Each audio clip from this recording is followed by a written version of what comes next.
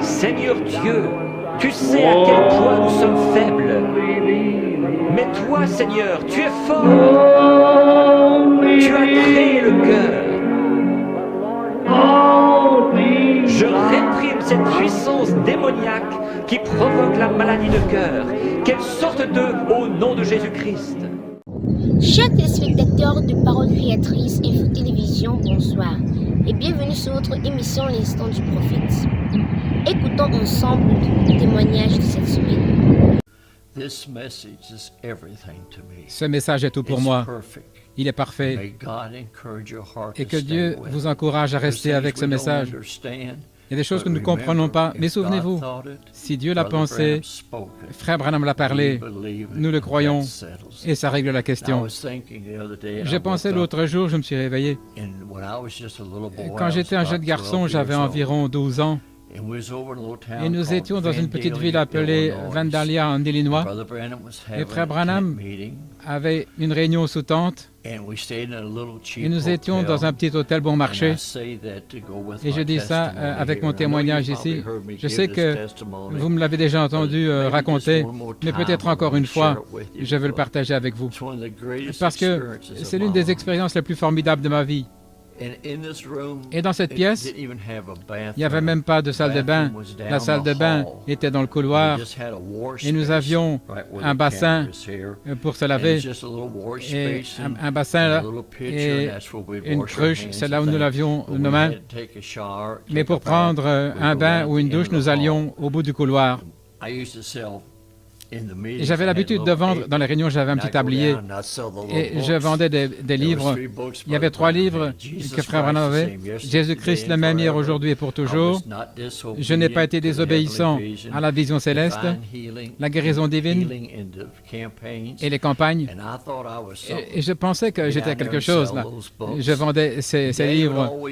Et papa, vous voyez les réunions agir.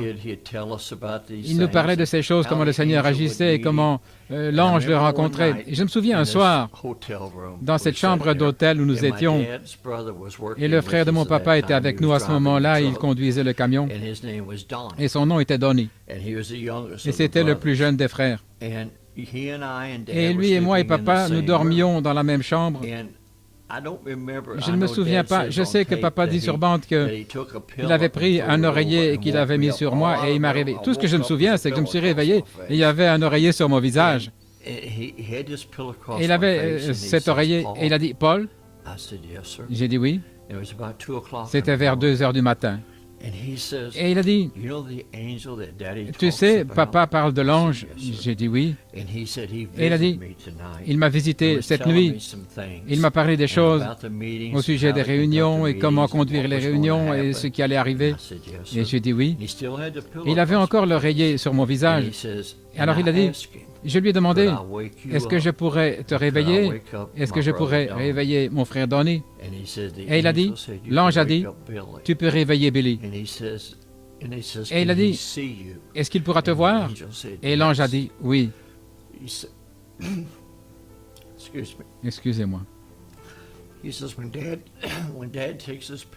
Quand papa va enlever l'oreiller de ton visage, tu sais là où se trouve le petit bassin? J'ai dit oui.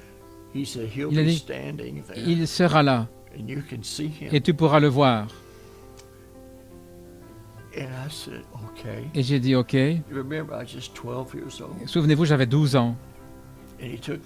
Il a ôté l'oreiller. Je pensais voir un ange avec des ailes en train de voler, mais ce n'était pas comme ça. Il y avait là un homme vêtu de blanc. Il avait les bras croisés comme ceci, des cheveux jusqu'aux épaules. Il était là. Il y a une chose qui était tellement remarquable.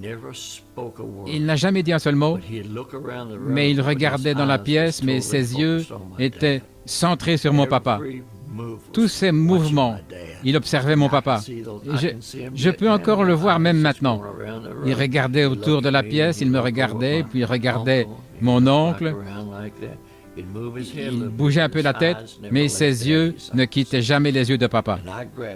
Et j'ai saisi papa parce que il y avait un homme qui était là dans la chambre, près de la fenêtre. Et papa m'a dit, n'aie pas peur, fils. Il est envoyé de la présence du Dieu Tout-Puissant. Il dit, il ne te fera pas de mal. Ce sera une bénédiction. J'étais près de papa, il me tenait près de lui. Et puis, de cet être-là, d'un homme, tout comme frère Branham le décrit, je ne dirais pas une colonne de feu, mais c'était comme un brouillard, une lumière, une vapeur. Il a simplement disparu et il est sorti par la fenêtre, sorti de la pièce. Et quand il est parti, un arc-en-ciel est venu par la même fenêtre. Il était suspendu dans cette chambre pendant des heures. À minuit ou 2 heures du matin, une chambre sombre, mais il était là. Excusez-moi, cet arc-en-ciel dans la pièce. Et je sentais la présence. Et j'ai demandé plus tard à mon papa, pourquoi est-ce que c'est arrivé? Et il a dit, parce que je voulais que tu le vois. Dieu t'a appelé à travailler avec moi, Billy. Et je voulais que tu le vois et savoir que ce que papa te dit, c'est la vérité. Non pas que je doute, mais ce fut une telle expérience merveilleuse. Et dans toute ma vie, là où j'ai voyagé, et mon travail, c'était de faire entrer papa et le faire sortir des réunions. Vous savez, parfois je le laissais rester trop longtemps, et parfois je l'emmenais trop vite. Vous savez, j'étais un garçon, et je faisais ce qu'il me disait, je donnais des quarts de prière, j'amenais les gens vers lui. Et parfois, je le laissais rester trop longtemps, il a dit, « Oh, Billy m'a laissé trop longtemps ce soir. » Demain soir, ne donne pas les quarts de prière. Et j'allais à la maison, je pleurais, j'étais tellement bouleversé parce que j'avais gâché la réunion. Et parfois, je l'emmenais trop vite. Il disait, « Oh, tu aurais pu me laisser un peu plus longtemps. Oh, c'était un temps difficile. » Mais quel temps merveilleux. J'ai vu des gens, n'importe quelle maladie, je pensais l'autre soir. Vous savez, regardez les nouvelles, ils appellent cette maladie ceci, ils ont changé les noms, mais tout ça c'est le diable. Tout ça c'est le diable. Et lorsque l'ange le rencontrait, il disait, si tu fais que les gens te croient, rien ne se tiendra devant ta prière, pas même le cancer. Et je suis témoin aujourd'hui, qu'il est le même hier, aujourd'hui et pour toujours. Et pas une seule fois, depuis ce jour-là, quand j'ai vu cet ange, que je pouvais toujours vous dire, pas frère Billy, mais cette présence, je pouvais vous dire quand il était là. Même avant que papa dise, vous savez ce que j'attends quelque chose. J'étais peut-être dans l'audience en train de travailler dans la ligne de prière ou faire entrer les gens, quoi que je fasse, mais je pouvais vous dire exactement quand l'ange entrait à la plateforme. Avant même parfois que papa dise, il est ici. Je savais qu'il était là. Ça ne faisait pas de différence. Quelle était la maladie? Je savais que les gens allaient être guéris. Si tu peux faire que les gens te croient. Et je disais à quelqu'un l'autre jour, je l'ai vu amener.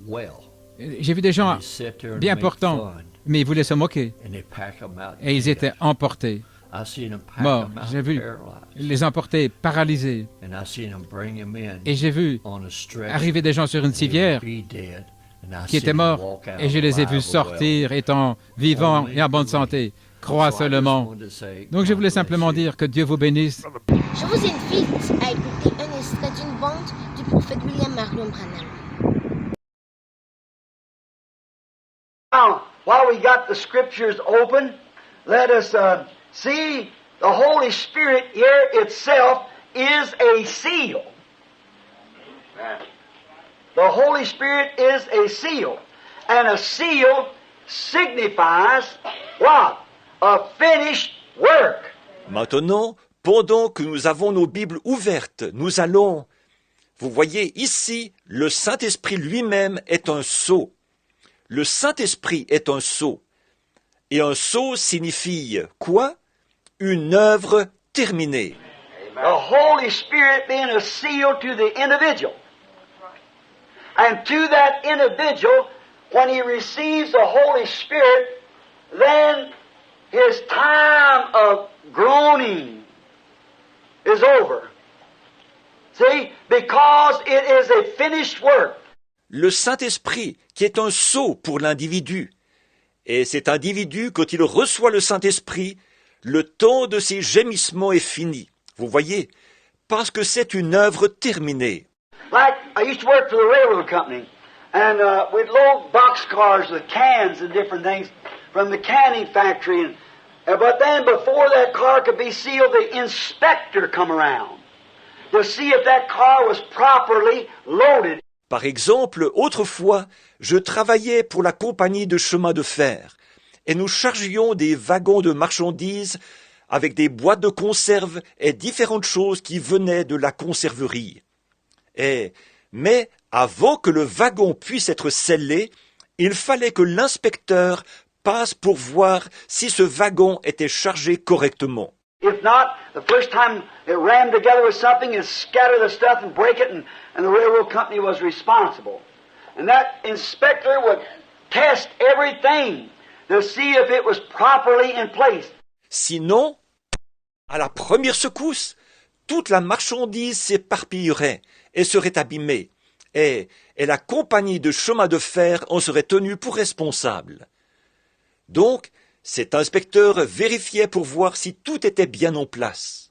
If it wasn't, he condemned the car. Then we had to do it all over again until the inspector was satisfied. And then when the inspector is satisfied, he shuts the door, the inspector shuts the door. And the inspector places a seal upon it, and then no one can break this seal until it reaches its destination. Sinon, il condamnait le wagon. Et alors, il nous fallait tout recommencer tant que l'inspecteur n'était pas satisfait. Ensuite, quand l'inspecteur est satisfait, il ferme la porte. C'est l'inspecteur qui ferme la porte. Et l'inspecteur y met un sceau. Et alors personne ne peut briser ce sceau tant qu'il n'est pas arrivé à destination. That's what the Holy Spirit's been doing. Hey? He goes and he inspects. That's the reason you can't have these things and you say, I spoke in tongues, I shouted, and I danced the Spirit. That don't have nothing to do with it. See? Et c'est ce que fait le Saint-Esprit. Voyez, il va et il inspecte. C'est pour ça que vous ne pouvez pas avoir ces choses et vous dites, j'ai parlé en langue et j'ai crié et j'ai dansé par l'Esprit. Ça n'a aucun rapport, voyez. The Holy Spirit inspects that person until he's thoroughly satisfied and knows that they are sealed onto their eternal destination. There's nothing can ever break that seal. Le Saint-Esprit inspecte cette personne jusqu'à ce qu'il soit parfaitement satisfait et qu'il sache qu'ils y sont. Alors, ils sont scellés pour leur destination éternelle. Il n'y a absolument rien qui puisse briser ce sceau. The Bible, you put your scripture, Ephesians 4:30, said, grieve not the Holy Spirit of God, whereby ye are sealed until the day of your redemption. La Bible, vous qui prenez les versets en note, Éphésiens 4:30 dit, n'attristez pas le Saint-Esprit de Dieu, par lequel vous avez été scellés jusqu'au jour de votre rédemption. Oh, that word redemption. See? Until the day that the book of redemption has been revealed and the Redeemer comes to claim his possession. Nothing can do it. See? Retenez ce mot rédemption, vous voyez, jusqu'au jour où le livre de la rédemption est révélé et où le Rédempteur vient réclamer son bien. Rien ne peut le briser. Voyez? Don't grieve it. Stay, do things that pleases God. For the book is sealed. Now, and you are sealed. The Holy Spirit itself is the seal. Ne l'attristez pas. Restez. Faites des choses qui sont agréables à Dieu. Parce que le livre est scellé là, et vous êtes scellés. Le Saint-Esprit lui-même est le sceau. This was a pleasure for us to meet you once time again on your broadcast. Goodbye until next week with another edition. God willing. Shalom.